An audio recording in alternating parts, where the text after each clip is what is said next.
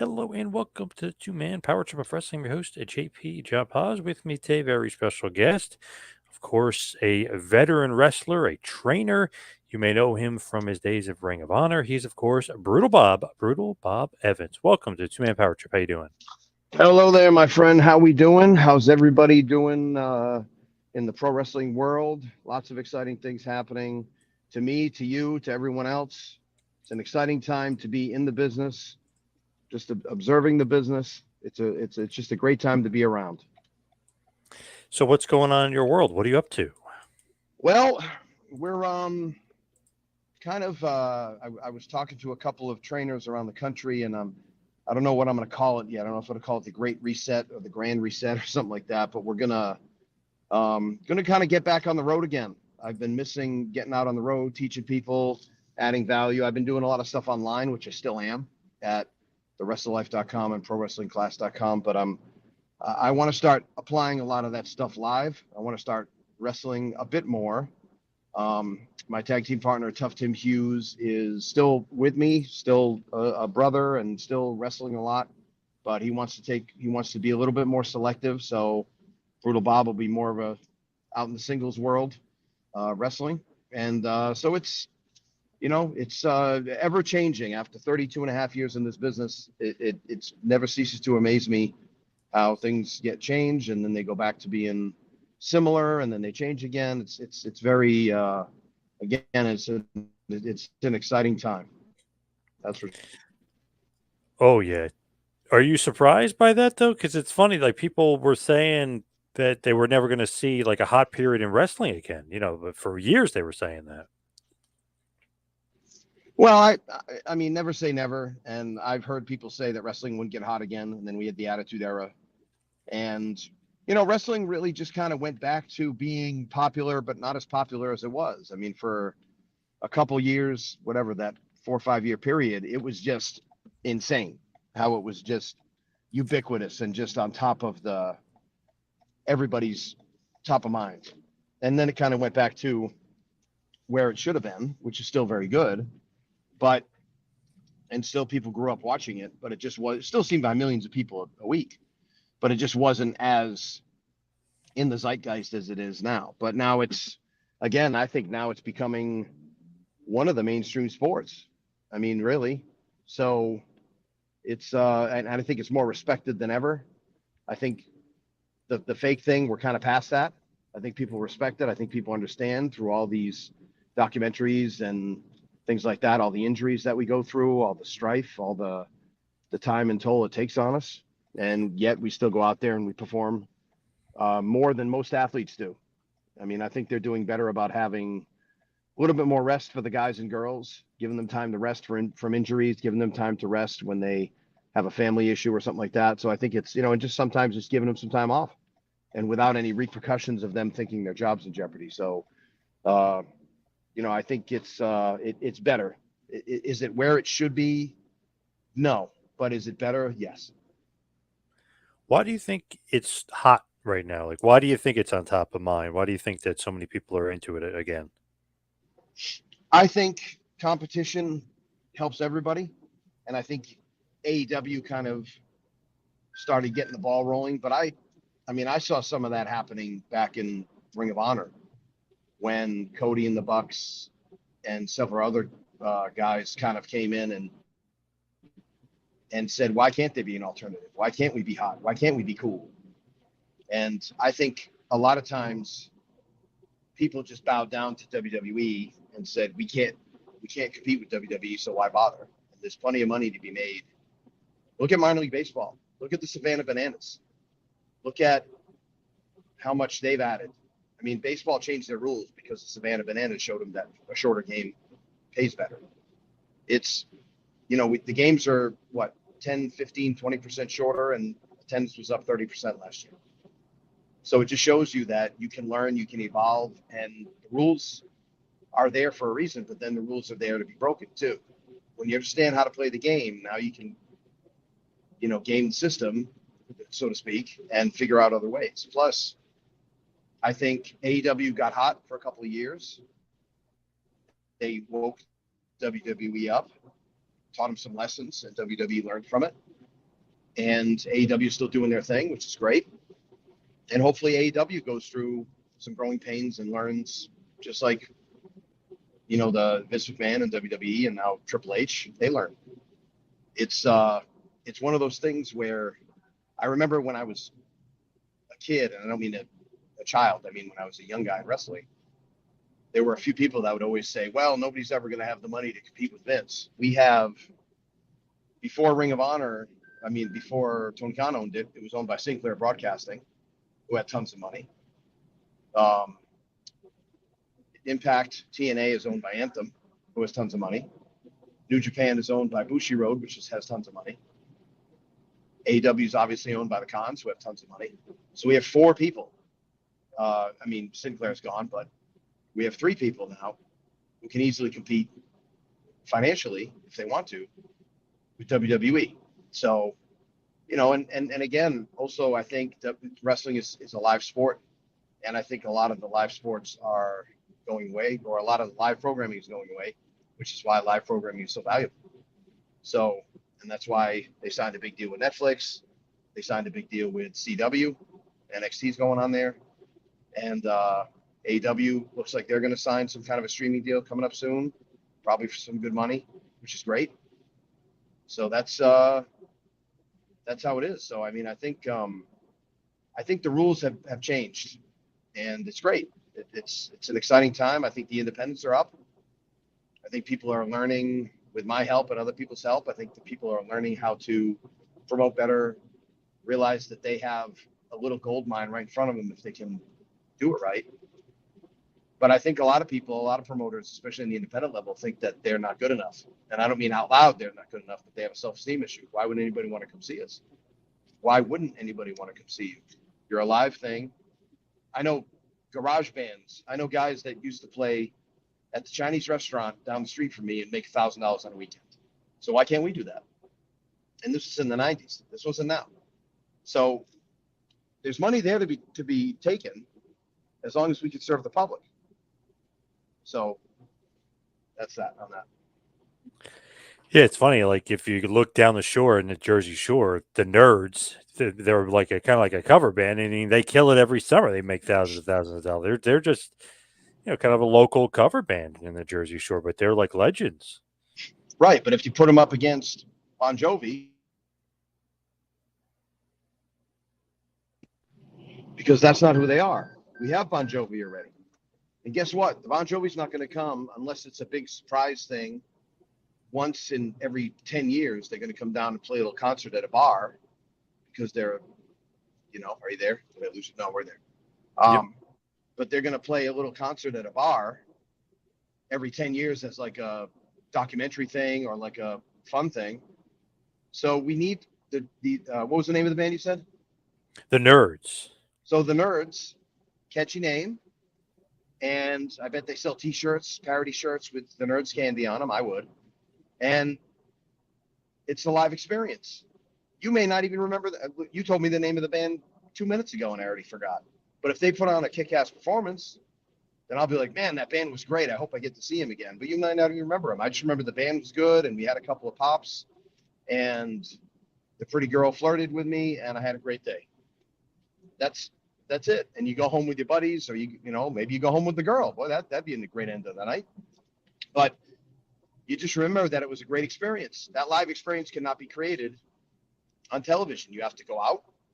And I think after COVID, people always ask what's going to happen to the live experience. I think people treasure it more than ever now. I think that's why attendance is up in a lot of places, because I think people are saying, man, with AI and all this stuff coming, we really have to find a way to connect with people and go out and have a good time. So I don't think that'll ever go away, because I just think it's too valuable. I think people value it too much.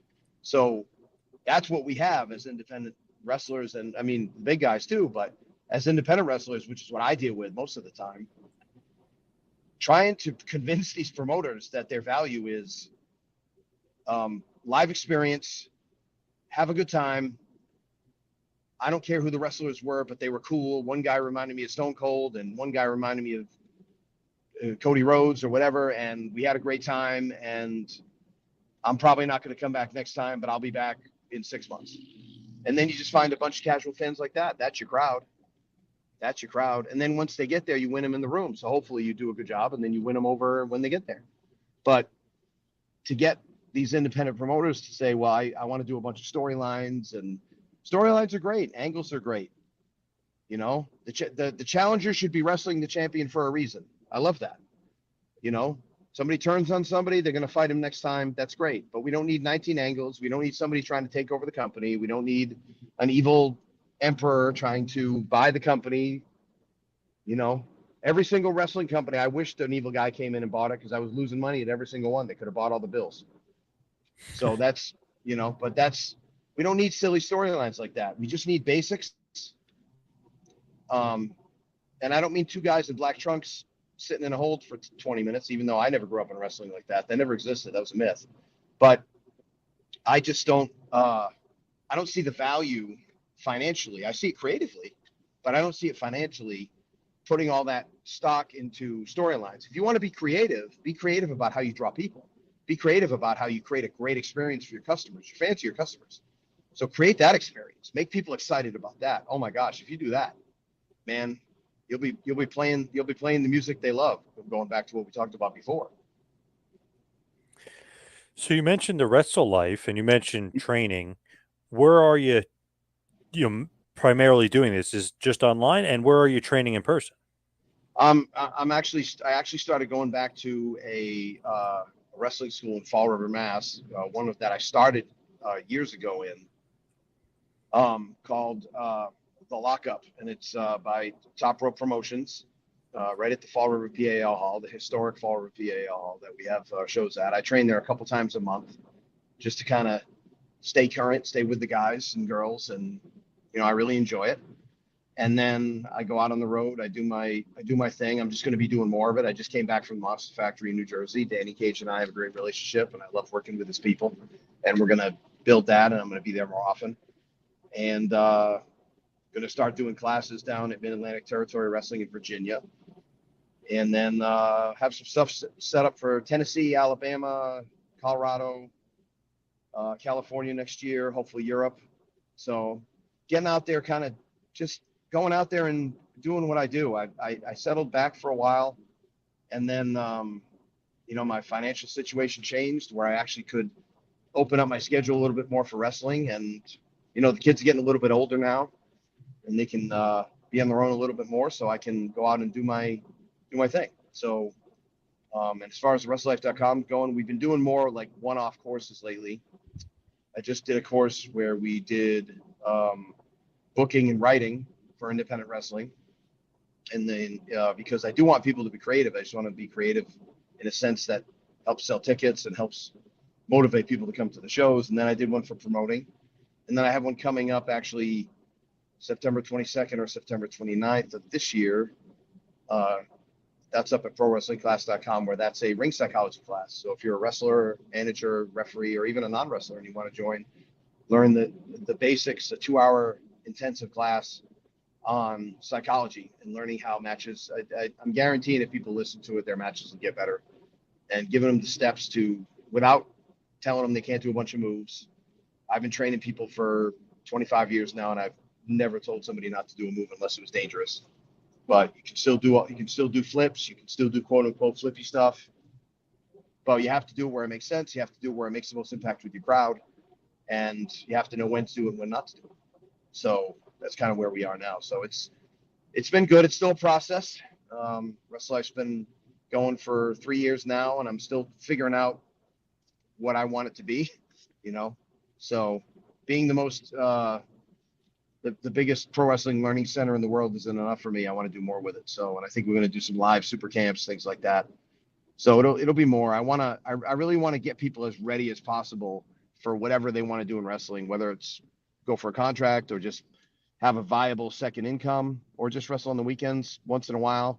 Everybody has a place. If they want to wrestle and they want to do it correctly and they're strong in shape and they want to make a mark, then we will provide a platform for them to learn, understand, and be able to kind of, some people I don't want to lose $100 traveling. I want to break even or make a couple of bucks. So those are people we try to help too, because a lot of this is because I started this because I didn't want guys, mostly I deal with men, so I don't want guys' wives to scream at them for, spending a bunch of the house money on traveling and all that stuff. So I try to make it as financially viable for them without them having to sleep under their car, or, we don't do anything extreme. We keep it pretty reasonable, but it's something that's really been a passion of mine. It's starting to ignite that passion. It's starting to figure out what it is. And yeah, it's cool. It's cool. We're having a lot of fun with it. So still figuring it out. Now, obviously, you're a wrestling veteran. So where are you wrestling now? You mentioned my buddy PQ, Preston Quinn, Oh yeah. his promotion. So where else are you wrestling right now?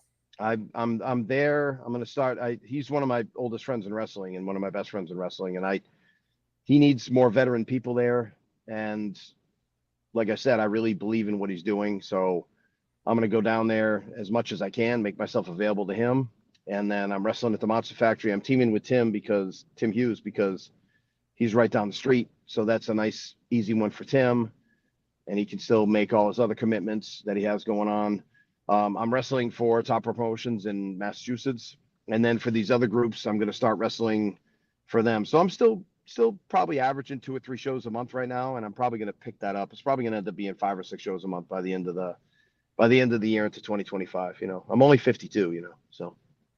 Yeah, that's it. Come on, you could still wrestle. You could still do Iron Man matches. Come on, you could still do it. Well, don't think I haven't threatened to do another Iron Week. So it's I've done 3 of them. So it's time to do might be time to do another one. So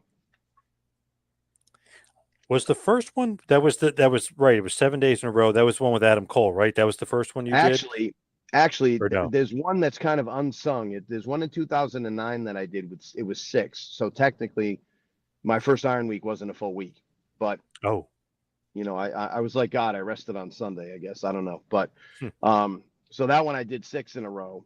And then that was 2009. Then 2012 I did 7 in a row, and then 2022 to celebrate my 50th birthday, I did 7 in a row, wrestling Colby Carino on the 7th day on my 50th birthday. So and that was cool because his son was there, and Colby and Carino. The Carinos have always been very close. I've been real close with Steve for years, and Colby, I helped him early on, and he's sweet enough to call me one of his trainers, which is probably a little bit of an exaggeration, but I do try to help him and guide him as much as I can. And sometimes it was him and me just working out at a ring at Ring of Honor because 14 or 15 years old. Hey man, let's get in the ring. Let's tie up. Let's do a couple things just because the ring's open. Let's work you out a little bit. And I think that's how Steve ended up having respect for me. And it's kind of like the way to a man's heart is through his stomach. It's like the way to a guy's heart sometimes is through his kids if you treat his kids well. So it's and that wasn't my plan, but it worked out well for me. So.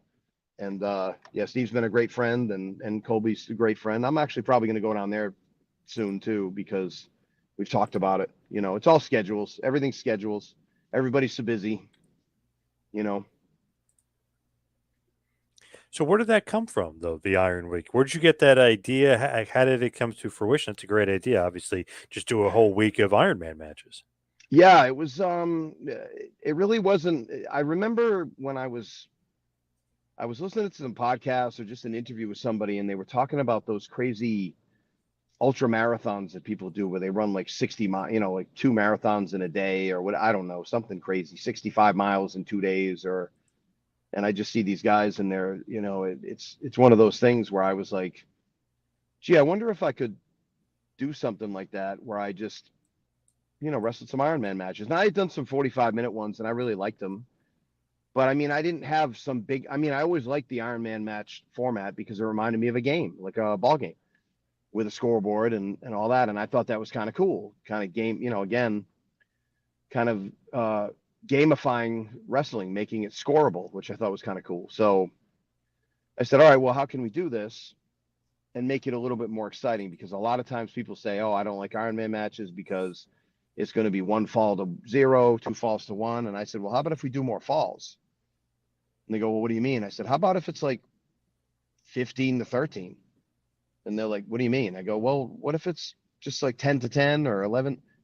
well, that's crazy. I go, yeah, but doesn't that make more sense? Like once you start doing falls, you're going to get weaker and people are going to start scoring more falls. Plus, I added a little stipulation where, so for the first 50 minutes, you do the usual pinfall submission, whatever, and then you get the 30-second rest period. After the first 50 minutes, with the last 10 minutes are a sprint, so there's no rest period.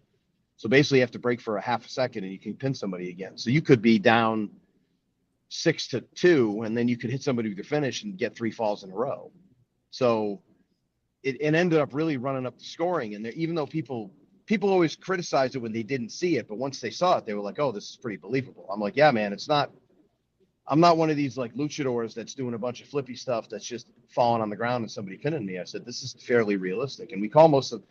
I call everything on the fly. I've done 6, 7, and 7 is 20. All 20 matches were on the fly. We didn't call anything. We didn't. The finish was the finish.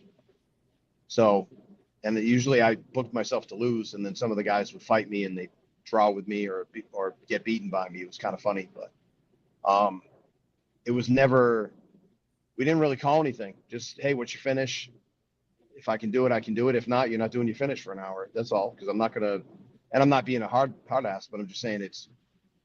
So, and it's fun to see the young guys, especially the young guys, who maybe kind of raised their hand to do it with me because it was scary and exciting, and then they made it through, and they were like, "Oh, that was actually pretty good. That was fun. That was actually, I don't want to brag, but it was kind of easy." I go, "Yeah, man, because you're wrestling my pace. I'm not wrestling yours."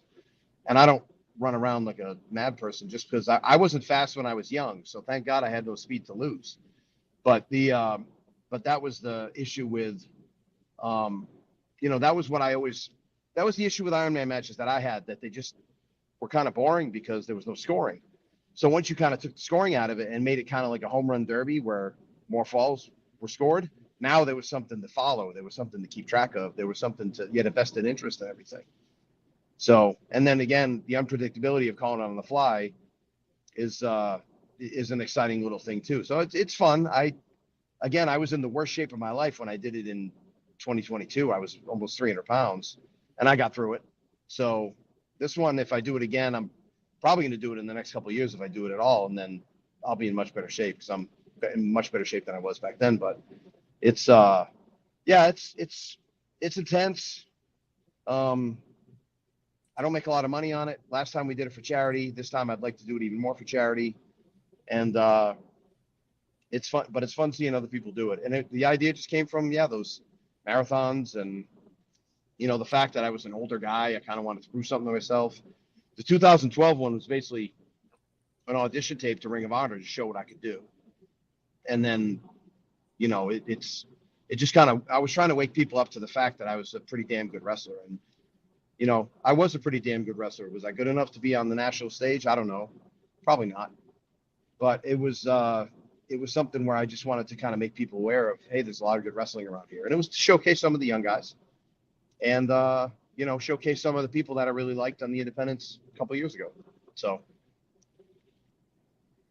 Speaking of Ring of Honor, is that literally that's you send them those tapes and that's how you kind of get in and really stay there for an extended period of time? I wrestled Adam Cole in the dojo. Adam Cole wrestled me for free in the middle of the afternoon on like a Wednesday when he was the TV champion, because he and I just had a great love. We still do have a great love and respect for. I haven't seen him in a few years, but I helped Adam. I didn't help him out a lot, but I helped him as much as I could.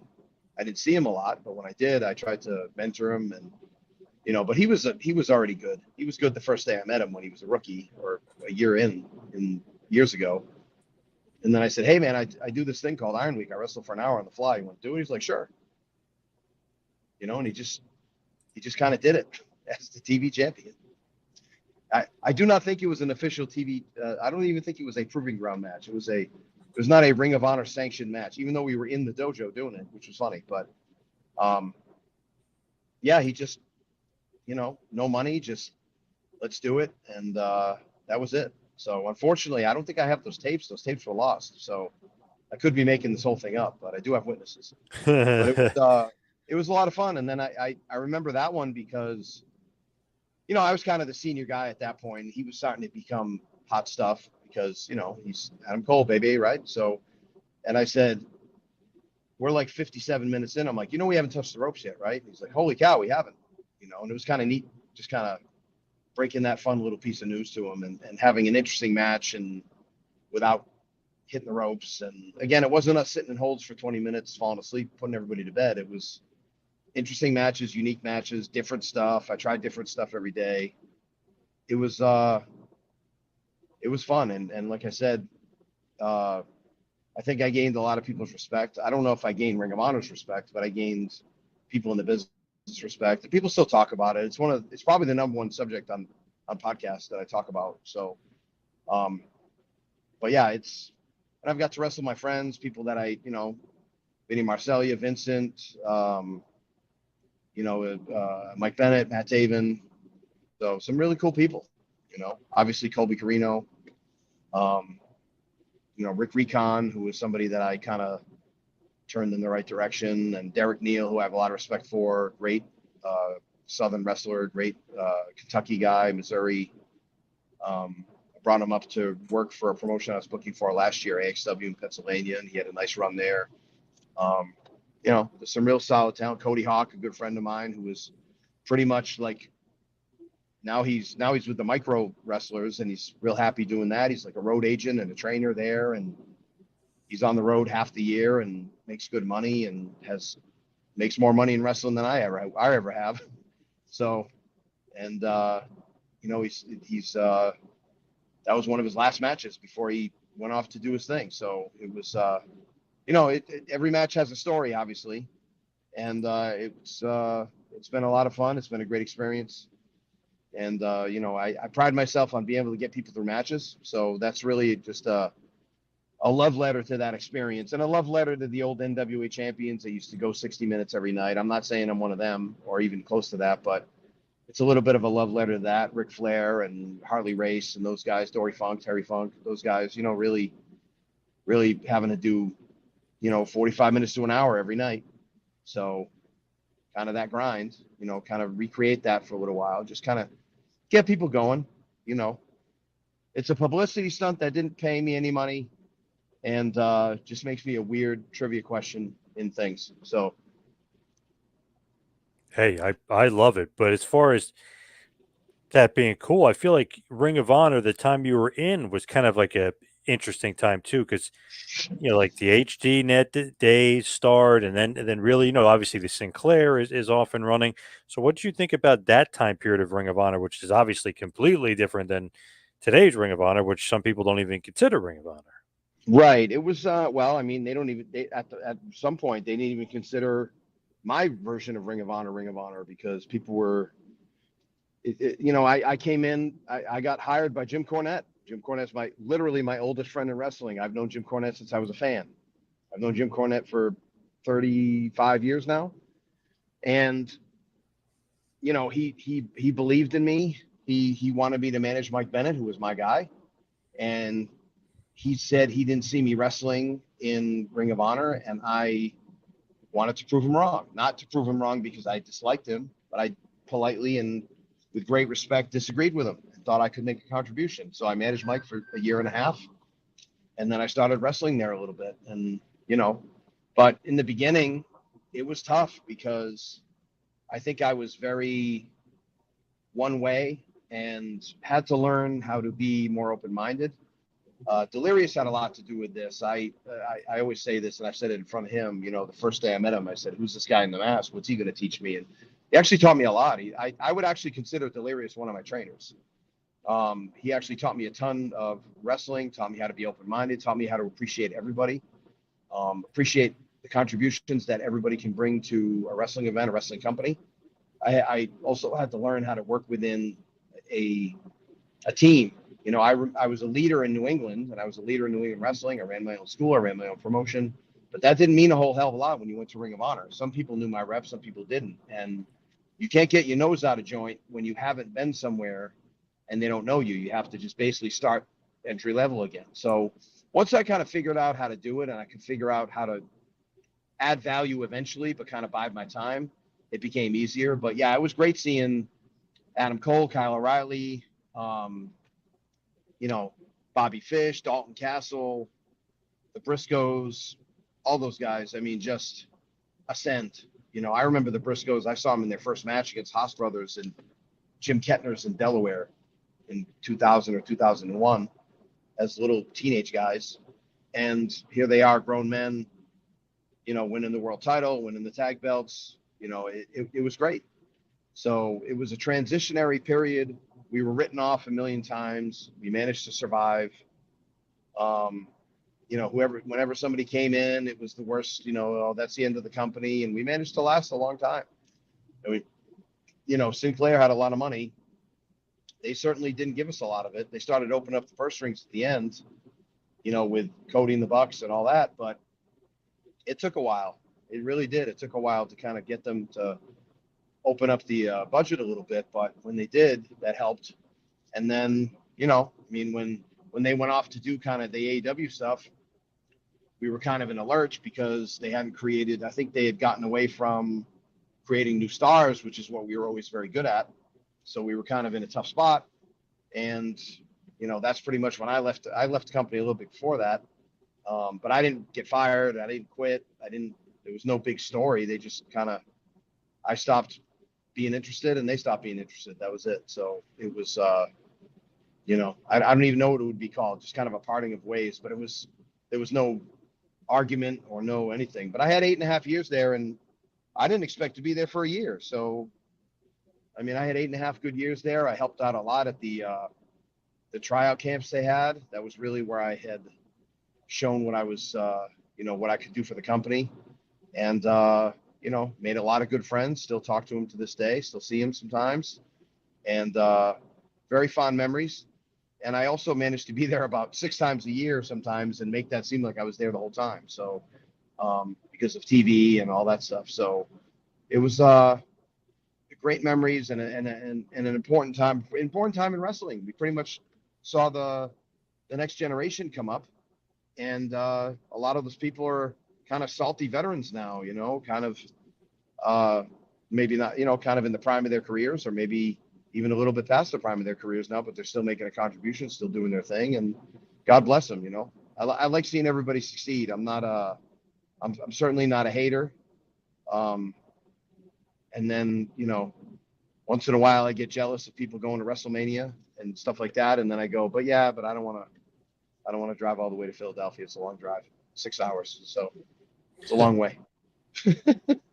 It does feel like with like Ring of Honor, especially when you were there, that period, it's like anybody kind of went through Ring of Honor during that period. I mean, there's so many guys that kind of, you know, went through there at that specific time period. I'll tell you one of the funnest things that ever happened, and you probably don't even remember this because it was more of a footnote, but it was funny as all hell. So we had an angle where me and Berger were, you know, we were doing our thing, we're refuting, and then Tim jumped him. And then all of a sudden you hear this nondescript music and it's very like stock royalty free music. So nobody really knows who it is. And who's there to make the save for Cheeseburger but Bushwhacker Luke? This is the 2300 arena, hardcore wrestling, and the place blew. It was one of the loudest pops I've ever heard. And I've been in that building 50 times. And it was super loud. And then I ran out of there and he gave Tim a RKO. So it was hilarious.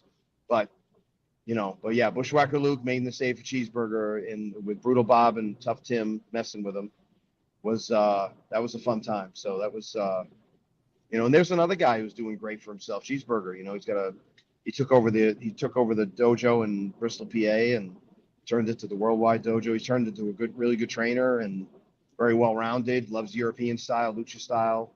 He's kind of become a big advocate for the indies. He kind of does some stuff on the national scene too. And, that was one of my favorite Iron Man matches because I hadn't wrestled him in 6 years at that point, and I got to see all of his improvement, when I wrestled him in 2022. And man, he was calling stuff for me. He was like a veteran standing right up against me. It was one of my favorite matches I've ever had. And he was a really good friend. And it all started, us teaming together all started from, I thought he was being mistreated. And I said, hey, let's do a tag match and at practice and just see how it goes. So we ended up doing a tag match, and I just showcased him as much as I could. I didn't know the kid. I just knew he was a nice kid at the time. I just showcased the hell out of him. They're like, and I remember Kevin Kelly pulling me aside. Kevin's a very dear friend too. And Kevin said, they were really like, I think there's something here. The big kind of veteran white guy and the little like skinny black guy, that could be the opposite track thing. Don't. And I said, you know what? That's kind of interesting. I'm going to think about that. So, and then eventually we teamed for like a year. I turned on him and he beat me in final battle. And we were the YouTube, almost like the dark match. But I just remember we opened up and they flashed the graphic on and the place went crazy. And I was like, well, geez, somebody's watching. Somebody cares. So, and for a long time before the women got on there, we were the most downloaded YouTube match on Ring of Honor. Now we're way behind now, but back in the day, the women always win that stuff. But for back in the day, we were very, very much like one of the most downloaded matches, which was cool. Absolutely. The Brutal Burgers breakup. People were into it. Yeah. And it was, that he was one of the guys who really, he trusted me, and we ended up opening up three final battles. We did 2 tag matches, and then we did our feud ending match. But I remember that first match, I went back and I cried because I never thought I'd wrestle in New York City. I never thought who cares if it's a dark match? It's still you're still opening up in one of the biggest shows of the year, and you're still warming people up, and the people liked it. So it was that was very emotional for me because I've really felt like I had made it. A guy who kicked around in the Indies for 17 years, and at that point it was probably almost 20, and then just getting a shot to kind of make a bigger contribution. It was it was something. It was very emotional, but it was also very it was rewarding. It was rewarding for sure. One thing that I always love to do is watch like old school WWF stuff. I'm talking about like 90s stuff, whether it's wrestling challenge or Sure. whatever, and see who wrestled on there. So, Mm-hmm. Obviously in the 80s back in the day, it's like, holy crap, Mick Foley and the Pitbulls, like these, random guys you see pop up. Mick Foley match with Dynamite Kid was the first wrestling show I ever went to live. Wow. Okay. Wow. Yeah. Damn. So talk about a connection, right? Yeah. Wow. I didn't even know that. And I'm that was in Providence. That was right after Hogan turned on Orndorff. Handwritten sold out signs at the ticket window. I was like, oh, it's always like this. It wasn't always like this, but it was crazy. Hanging from the rafters, as they say. I love that. That's awesome. Mm-hmm. And obviously Dynamite took Foley clean out the game at that point, unfortunately. Well, Mick did pretty well for himself. Yeah, I'd have to say, yeah. But it's just interesting to look like my buddy Ace Darling, who obviously wrestled in the Jersey scene, Devin Storm, PJ Polacco, another one of my buddies, like Tony DeVito. Like you always see these guys, and you pop up like you versus Adam Bomb. How do you guys get these matches? Like, do they? Is it specific? Because it's all connected, right? So I met Tony DeVito through PJ Walker, Just Incredible. Okay. Right. Well, Just Incredible, and this is crazy because you'd never do this now, right? But remember, business is on its ass. It's 1993. They're in small buildings. They're in like the Lowell Memorial Auditorium, which holds about 2,000 people. They're in the UTC Pavilion in Utica, which holds like 3,000 people. So they're in these smaller buildings, right? And there's a lot of access. And it's 30 years ago, so there's not security everywhere. And PJ said, yeah, man, I just walked in and asked if I could talk to Tony Garea, and I gave him my name, and they called me for extra stuff. And I said, is it really that easy? He's like, yeah. He said, I had a tape with me. I could give him the old VHS tape for all you kids watching at home. And I said, okay. So me and my friend Rob Veth, who wrestled as Johnny Royal, we went to Lowell. We went to the UTC Pavilion in Albany. It was Albany, I think. Utica, Albany, I forget. And we went there and just said, hey, we bought tickets to the show, brought our girlfriend, I brought our girls with us, and just said, walked into the back and said, hey, could we see Tony Garea for a minute? And it was, sure. Hi, Tony, we're 2 wrestlers from New England. We know you're in Lowell in a couple weeks. We were looking to see if you needed any job guys or extras or whatever. I don't remember what they called it. They didn't call them extras. They called probably jobbers or whatever. And he goes, all right, boys, what's your name? And he wrote our name down. And Tony Gurria writes very slowly and very well. His handwriting is impeccable, but he writes very slowly. So he definitely was writing our names down, and he wrote our phone number down. And I said, well, and I turned to my friend Rob and I said, boy, that was the nicest blow off I've ever had, because he was nice. He was a little put upon because these clowns are coming in to bug him at 4 or 5 o'clock in the afternoon on TV day, but he was very nice, very patient with us. We were nice to him. Thank you very much. We appreciate it. And we expected him just to blow it off. I said, what a nice blow off. That was cool that he spent time with us. And it was great to meet Tony Gurria, but he ain't going to call us. And then a couple days later, he called us and booked us for Lowell. And ended up working with Adam Bob. So, and that match is funny because it's on YouTube in like 3 or 4 different languages. So, and I know it was on at least 2 or 3 shows, because there's a version with the challenge version is Jim Ross and Bobby the Brain Heenan, but then there's a version with Jim Ross and Gorilla Monsoon. And Gorilla Monsoon is my favorite wrestling announcer of all time. So I actually got one of my matches announced by Gorilla Monsoon, who said I was like, this guy, Bob Evans, was like knocked out from the start or something like that. Like he had terrible things to say about me. Like I was a bum, because I was. But yeah, it was cool. And then we had asked to do more stuff, and we called a couple times, and then they never called us back. I thought I did a good job, and I'm sure I did fine, but I didn't push it. And I just and then later on, I was mentored by somebody who said, hey, if you want to do something a little bigger in wrestling, you don't have to do jobs. And, and that at the time that made sense to me. And then later on it didn't. So later on I went back, 99, 2000, 2001. I was pretty prevalent. I was booked quite a few times. I didn't have that many matches, but I was probably booked about 20 times. And I think I had 4 or 5 matches. So, and I went a couple more times, 2007, 2009. And then that was about it. And then just Ring of Honor called, and then done a little bit for TNA and done a little bit for NWA and stuff like that. But the national thing, I don't know. AEW really doesn't interest me right now, but things change. You never know. But, I think I'm an indie guy for life, and who knows, maybe somebody will call tomorrow, but I think I'm an indie guy for life. I think there's so many people to help on this level that are struggling. I think that's kind of my, I'm a God guy, so I think God picked me to do that. So that's kind of me set the table for everybody else. So we'll see. Who knows? But yeah, that's how I ended up doing that. And of course, I get on there and I do the Atom Bomb thing, and it airs the weekend of my 21st birthday, which is pretty cool. And then a couple of guys at the gym were like, hey, did I see you on TV? I go, no, man, that wasn't me. Because back then you were embarrassed about it, You didn't want people to know. But now you'd be like, yeah, that was me. Sure. Yep, that was me. You want to see? Show it to you again. But back then it was, oh, yeah, it wasn't me. So.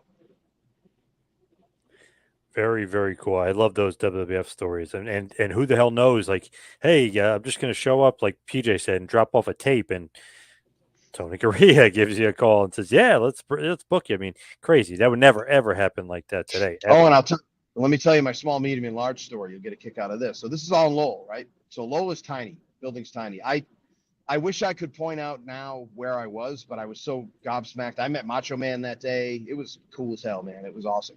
Like Macho Man sat right next to me for like 5 minutes. We didn't talk, but I shook his hand, said hello, and then I was so intimidated I didn't talk to him again.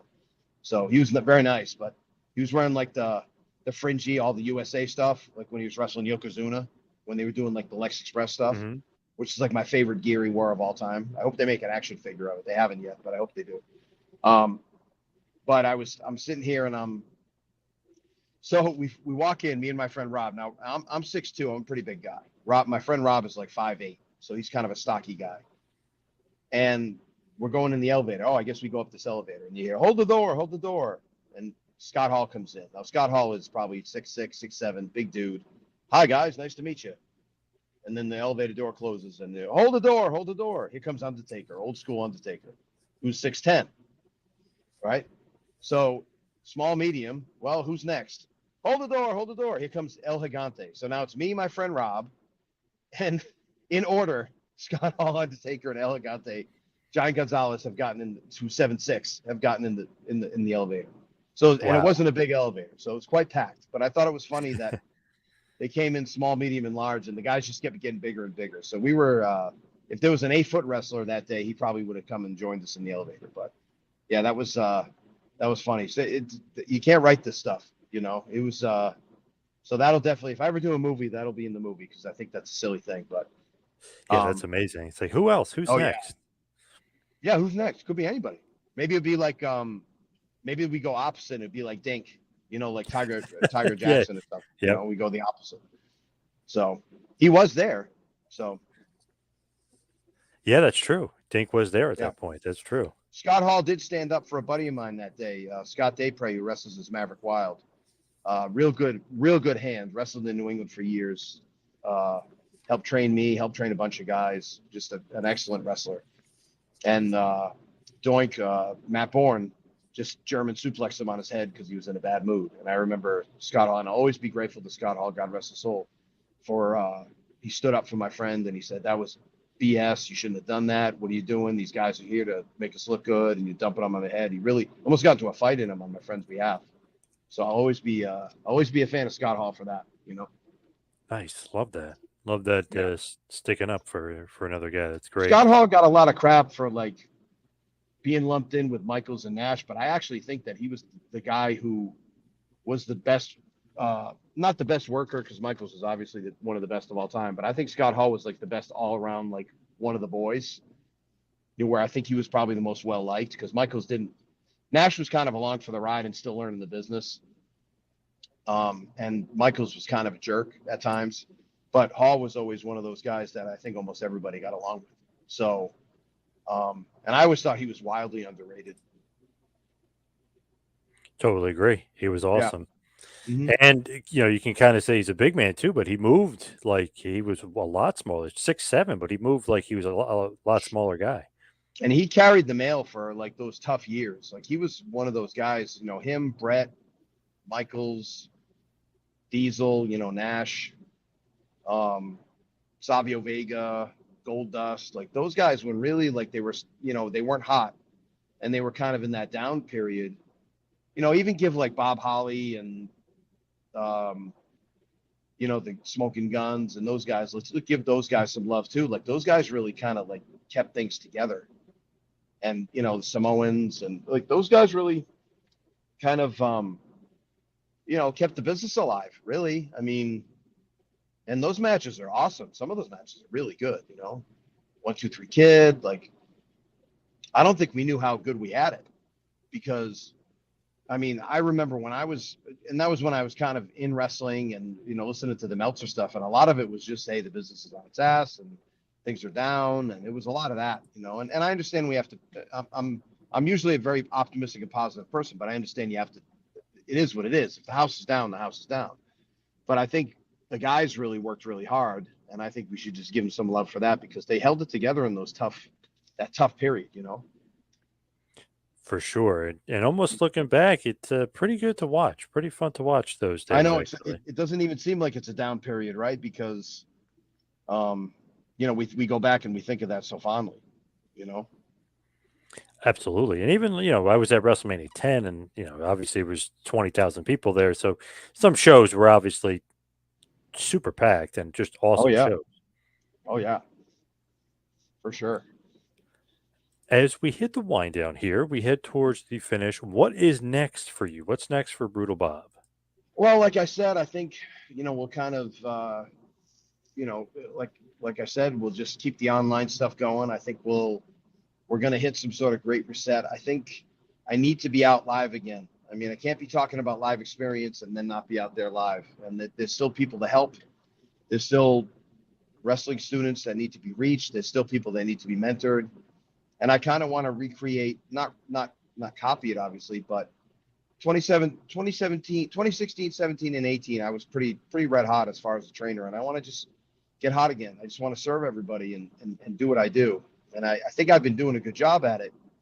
But again, some of my personal life changes have changed for the better. I don't have to work as hard. I lightened up my schedule at my real job. And now I can devote a little bit more time to wrestling. And I think I do it in a pretty smart way. So I'm not going to take too much time away from the family. That's kind of what the wrestle life is anyway. It's teaching people to do that. So I have to kind of live that example. But, and it's just, again, I still feel like we're just getting all this stuff off the ground. I still think that it's all kind of this grand experiment where we're still figuring out how do we get independent wrestling to be hot and stay hot, and how do we, mentor all these promoters and get them to do the right things without having them just, throw their life away at wrestling. Because I certainly want people to spend less time on the nuts and bolts and the more time on the fun stuff. But sometimes we have to do them, the work. So that's kind of what I'm doing. And I probably think I'll be out there 40, 50 times next year. And like I said, I'll be at PQ's because I just believe so much in what he's doing, and he's going to be very busy. And he's somebody who's proven it all the time that you can be profitable. He's not turning a giant profit, but he's turning some.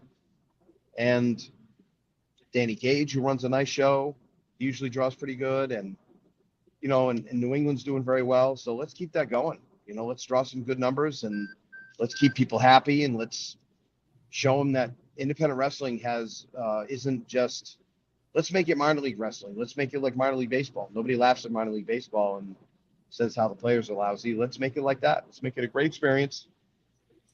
And I want to be a very big piece of that puzzle. That's what I want my legacy to be, that I really helped people draw better, have more quality shows where they drew a little bit more money, and hell, maybe they even pay their car payment or they pay their house payment with it, and take some financial stress off, get a little bit of a cash payoff for it. Absolutely. So where can everybody find you, find the Wrestle Life, find out everything you're doing? All right. Well, what I'm really excited about now is that prowrestlingclass.com coming up, that ring psychology class. Check it out from 7 to 9 p.m., September 22nd and 29th. You can go there, go right there. That's the best place to do it. Social media, Brutal Bob Evans on Facebook, Brutal Bob Evans on Facebook, Twitter, Instagram, Threads, Real Brutal Bob Evans on YouTube. And you can go to thewrestlelife.com. You get a 14-day free trial of that. But go to the prowrestlingclass.com, because if you do it there, you get 30 days on the Wrestle Life for free. And the Wrestle Life is, like I said, the biggest learning center. You learn a lot about psychology, about saving money on the road, about booking trips for yourself. I've personally booked, I think, 15 plane tickets for wrestlers now that didn't know how to book plane tickets. So I put a class in there, how to book plane tickets. Do you know there's some wrestlers, one, I won't name him because he's kind of a pretty hot ticket right now, but he was 18 years in wrestling and he didn't realize that you could book two different airlines. Like you could fly JetBlue, and if Southwest was cheaper going back, you could fly Southwest. He didn't know that. And this is a guy who traveled. Wow. Yeah, but if you don't know, you don't know, right? So, and he's like, wow, I didn't even know you could do that. I go, yeah. Well, he didn't say he didn't know how to do it. He said he didn't think of it. So I don't want to make him ignorant or anything. Maybe he just wasn't, you get out of that mindset. Me, I'll find a way to save $20, $50, $100. I'll make a trip work. I just will, And that's one of the things I teach. I teach techniques and skills and tips, how to save money, how to travel for 75% less and stay in good hotels, and how to, if you do it right, you can travel for free and you're not robbing anybody. You're not stealing anything. You're just traveling a lot smarter. How to eat cheaper, I teach how to take vacations cheaper. You can use this for vacations. You don't necessarily even have to use it for wrestling, but how to travel with your wife and make your wife happy. If your wife is complaining, how to travel with her, how to make her happy, how to have better matches, how to network better. If you do my psychology class, I give you a free class. That's an hour. That if you do that, you'll double your bookings in 90 days easily, because I teach you how to network. And networking isn't shaking somebody's hand. Networking is a whole process. It's an easy process if you know it. It's a hard process if you don't. And I teach you how to pretty much cheat code your way into the promoter's heart.